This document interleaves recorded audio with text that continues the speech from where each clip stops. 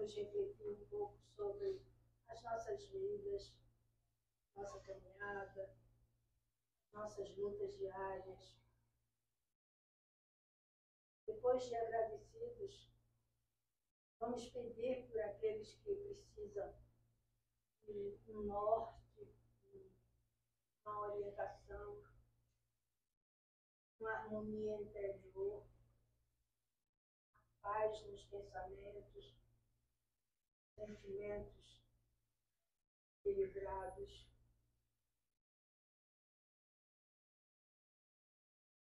E vamos dizer, ó Pai, que a tudo assiste, acompanha-nos em nossa jornada, nossa luta, para que consigamos vencer as nossas limitações, as nossas dificuldades. Pai nosso, que estás nos céus, santificado seja o vosso nome. Venha a nós o vosso reino. Seja feita a vossa vontade, assim na terra como nos céus. O pão nosso de cada dia nos dai hoje. Perdoai as nossas ofensas, assim como nós perdoamos a quem nos tem ofendido. E não nos deixeis cair em tentação, mas livrai-nos do mal. que assim seja, graças a Deus, graças a Deus.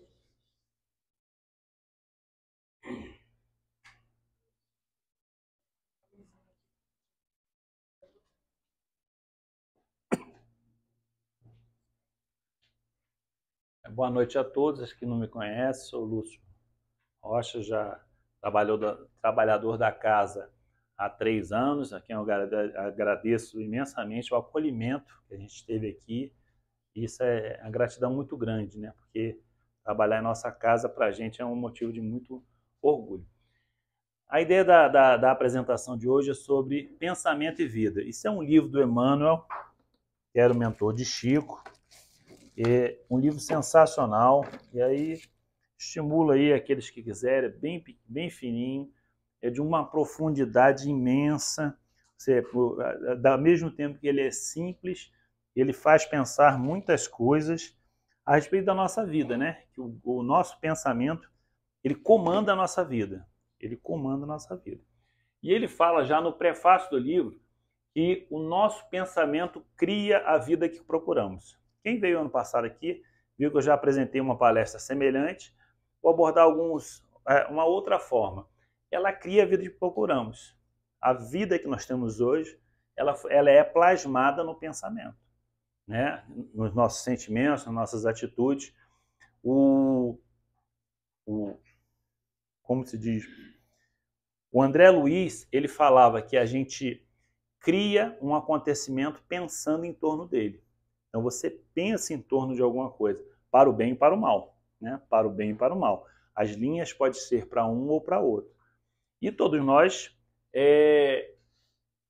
o dominar o pensamento, ele é difícil, ele não é fácil não, né? Ele está o tempo todo oscilando. E nós, o pensamento, ele emite raios mentais, ele nos emite o tempo todo. Eu estou aqui falando, eu estou emitindo. Você sai na rua ali, você está emitindo. Você está emitindo e atraindo o tempo todo. E dominar a parte mais negativa, às vezes de um pensamento que não é bom, isso é um esforço muito grande que a gente tem que fazer. E ele fala que a mente, ele é o reflexo da vida. O seu mapa mental, a sua parte mental, sua tela mental, que nos mundos superiores a pessoa consegue enxergar do outro, na tela mental está a sua vida. Você vai plasmando as ações. Isso é uma coisa boa? É. Porque se de alguma forma você não pode mudar o seu passado, e você é reflexo do que você fez lá atrás, você pode mudar daqui para frente. Isso é uma coisa bem interessante. Plasmando coisas novas, orando, determinadas situações, deixando de aloprar, tentando mentalizar com coisas boas. A Joana de Anjos fala que a gente tenta ter a melhor vida possível e pega a tela mental e joga justamente em coisas que não são boas.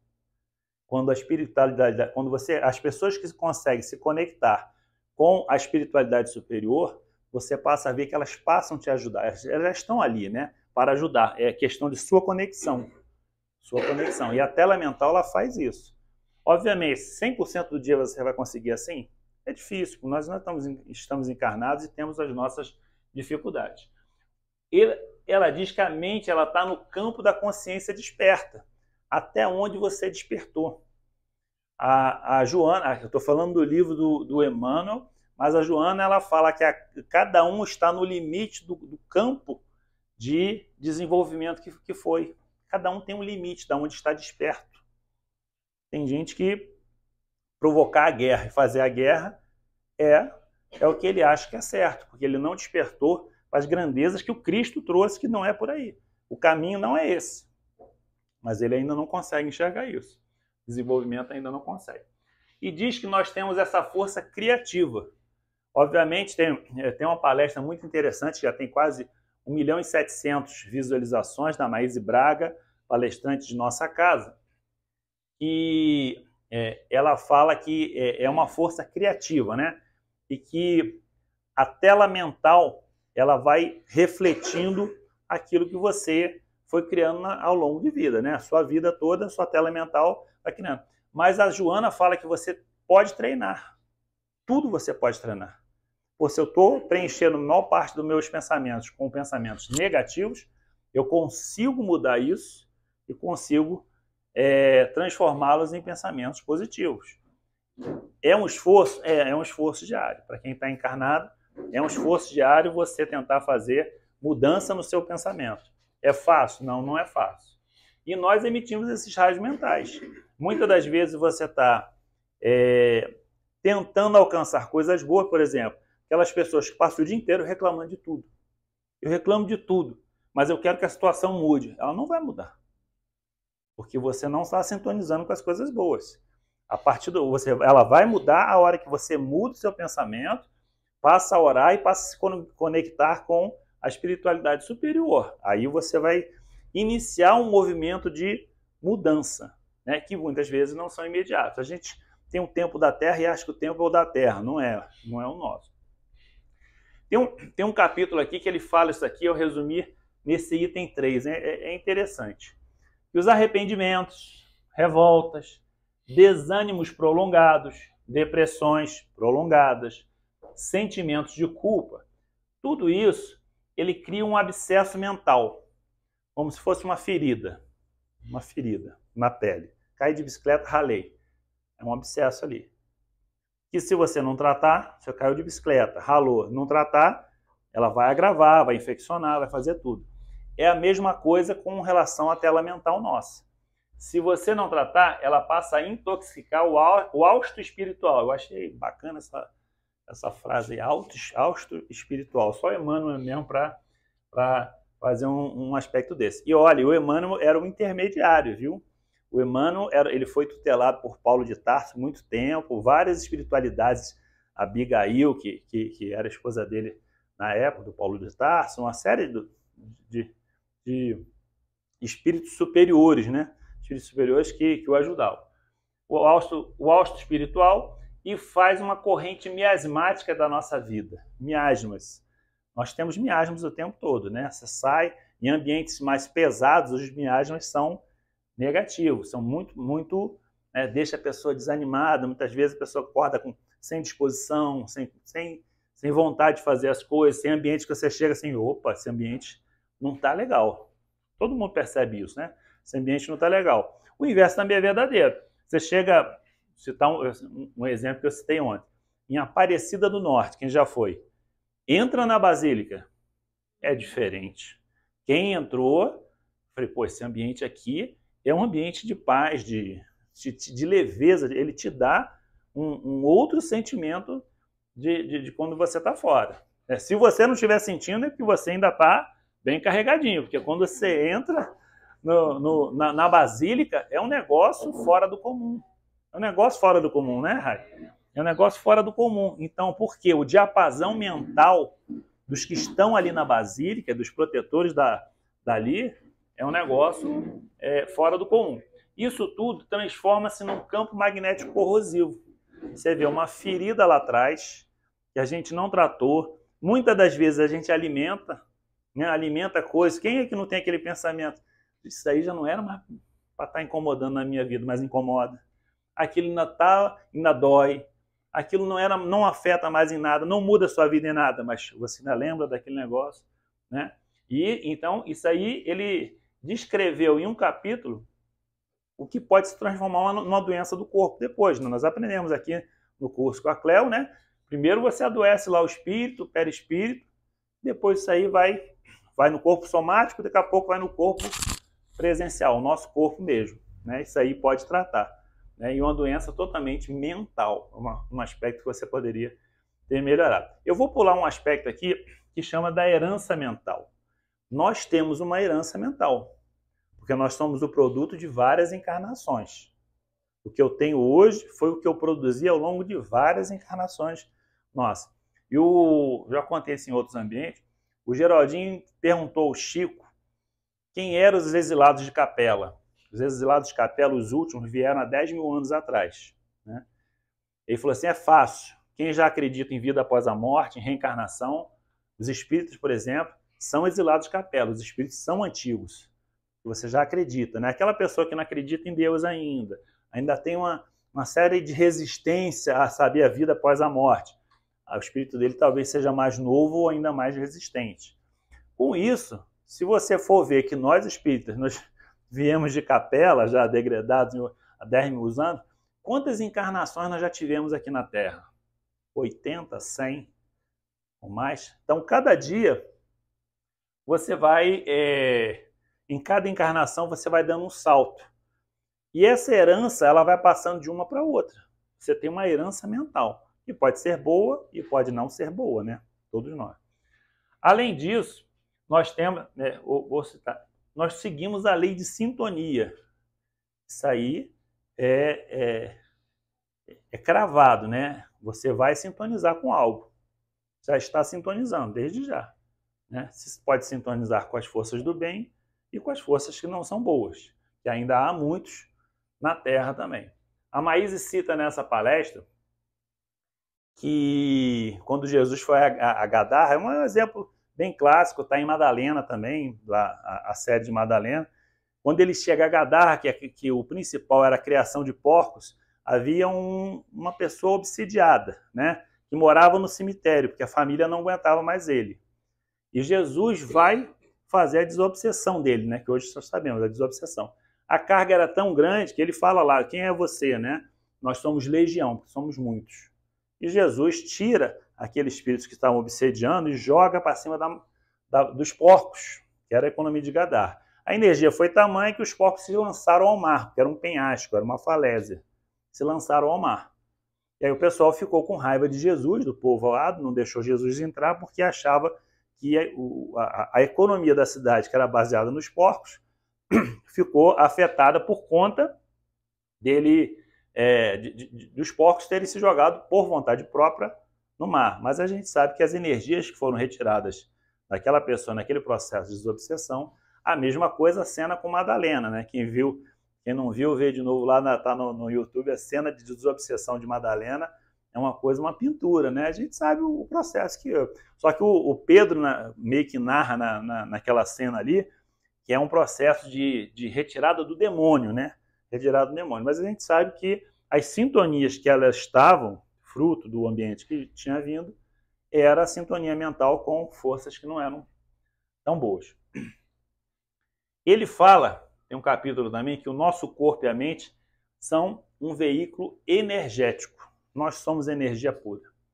Você pode sair do centro aqui bem. Se eu for ali para fora e começar a pensar negativo, começar a pensar as coisas erradas, começar, às vezes, vem os problemas que todo mundo tem.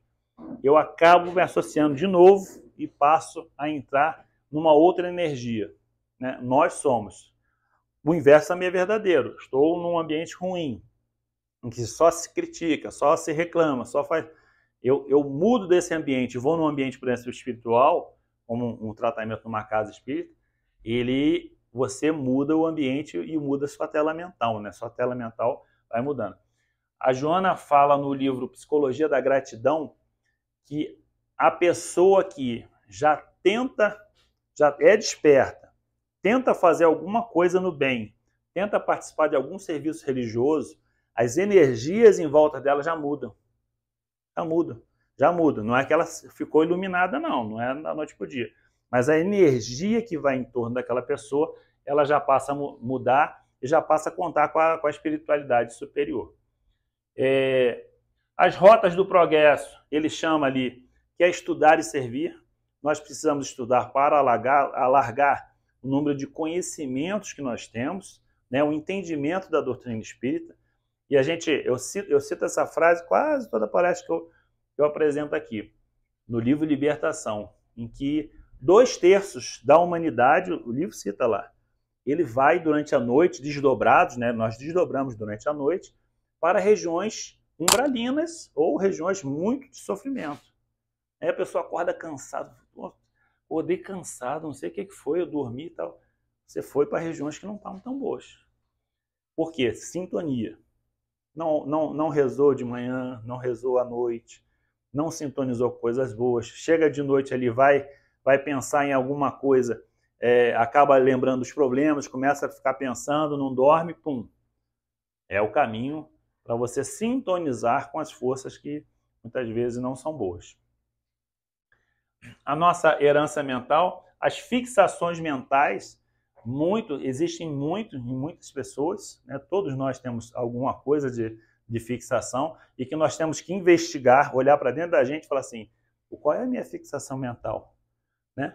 Se for o Flamengo, ainda tá tranquilo, não, o Flamengo vai ser campeão, tudo, né? Eu estou falando isso que na minha família nós fomos fazer uma promessa lá que a Rose pediu uma vez, né? Aí os meninos eram pequenininhos, não, papai, eu tô pedindo pro Flamengo ser campeão, né?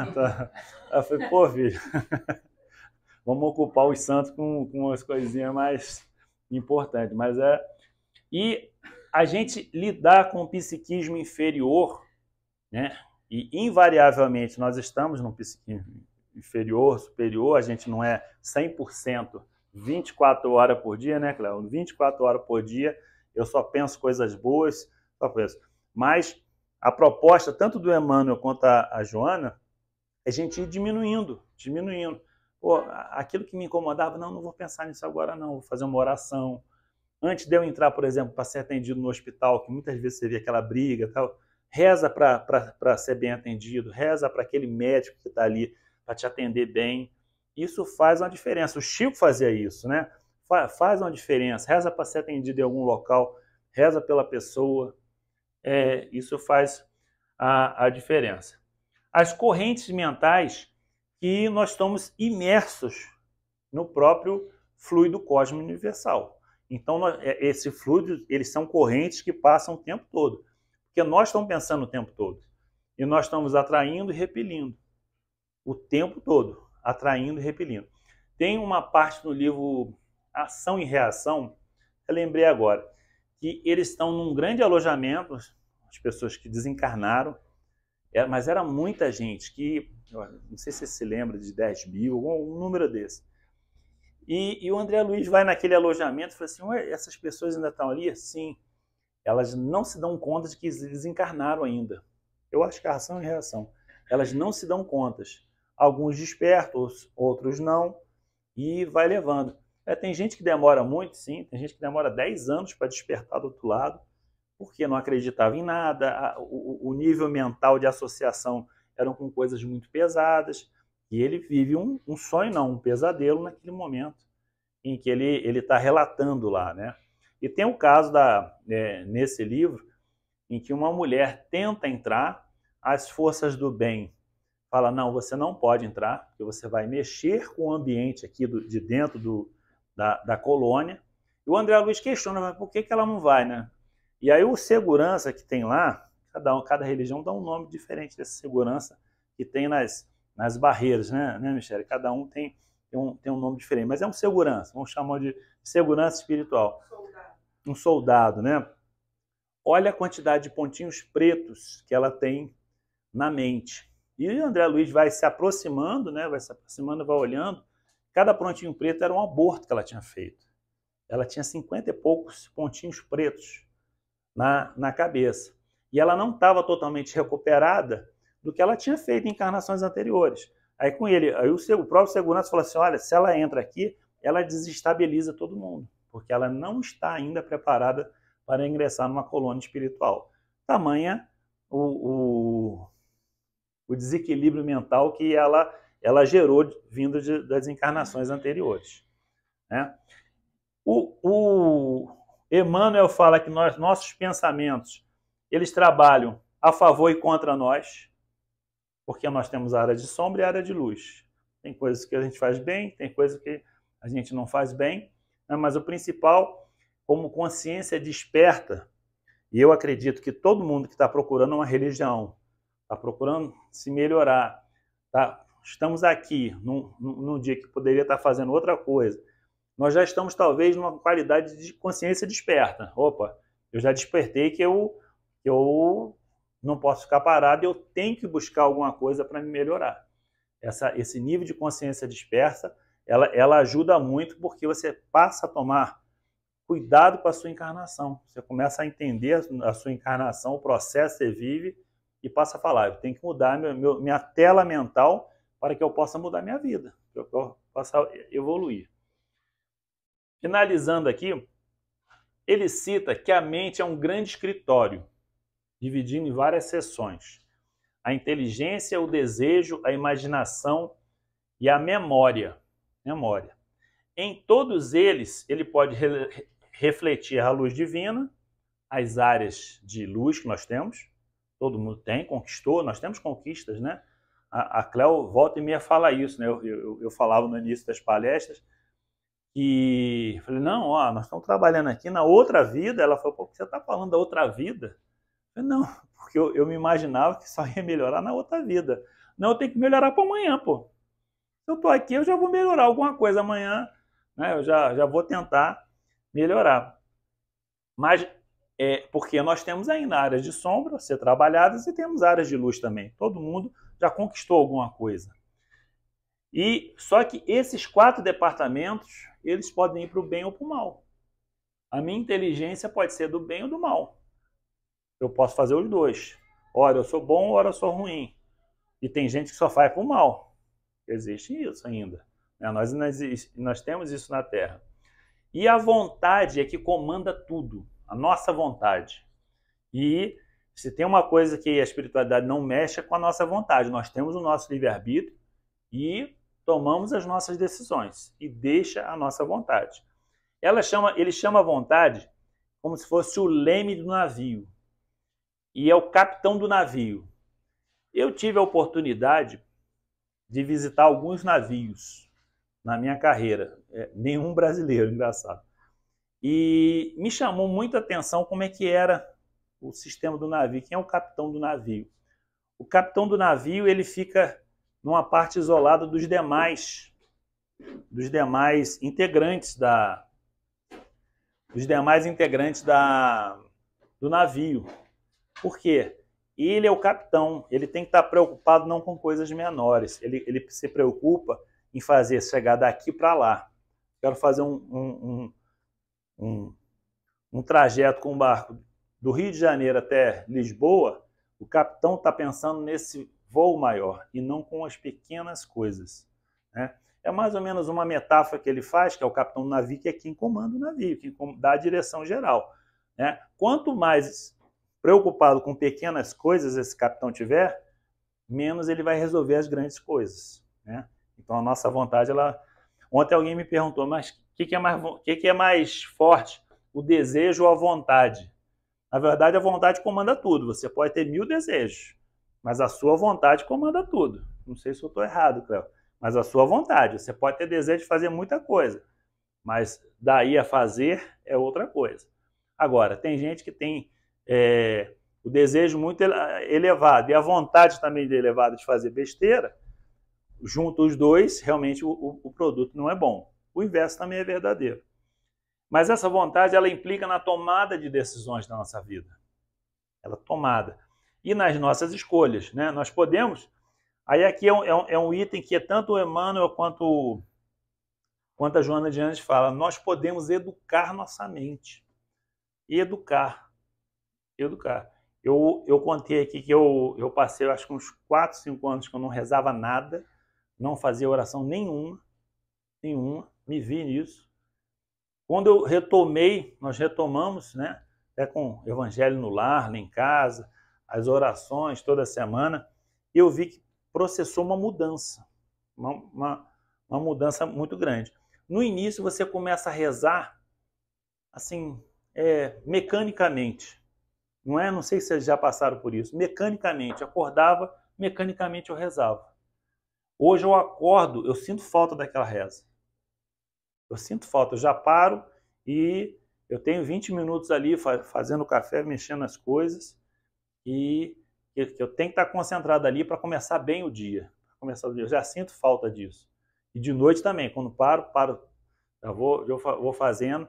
Isso você vai educando, né? Isso aí, nós podemos educar nossa mente ao longo do dia. 100%, eu sempre falo isso.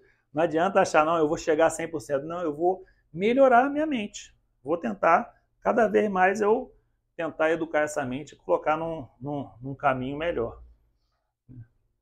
Chefe.